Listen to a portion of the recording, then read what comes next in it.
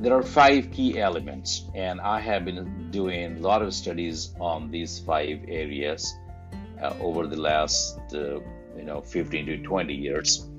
So, the first of all, a leader needs to understand himself, his capability, his strengths, and his surroundings. So basically, the first important element is being emotionally intelligent, and we do a lot of work around being emotionally intelligent for a leader. And the second competency or capability that's very important for any leader is to understand their strengths. And for them to understand their team's strength and the strength of the organization, and so on and so forth.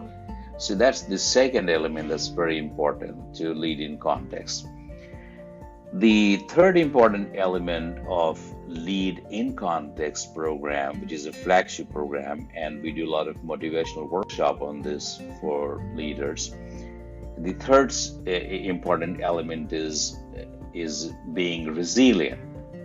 So, be it the personal life or professional life, there are times when we are faced with adversity, and that's the testing time. So, a leader in general may be performing pretty well, but when it comes to a tough time, the leader is challenged. So, our ability as leaders to face the adversity, our responses in those situations, in those contexts, and our ability to bounce back, our ability to help our people bounce back, our ability to make people understand this situation and lead the business, the team, and the leaders to lead themselves successfully. That's what we call resilience. So we think the third important element of the lead-in context is being resilient.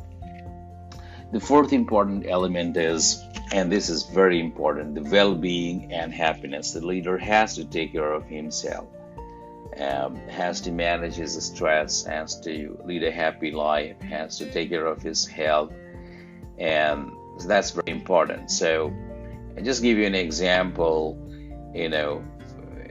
Why resilience is important, because you are faced with challenging times.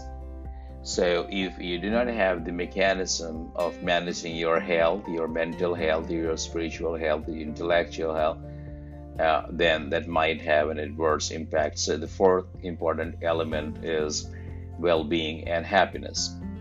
The fifth and the last element of lead in context is the inspirational leadership. It is about inspiring others. It is about igniting others. It is about fostering leadership.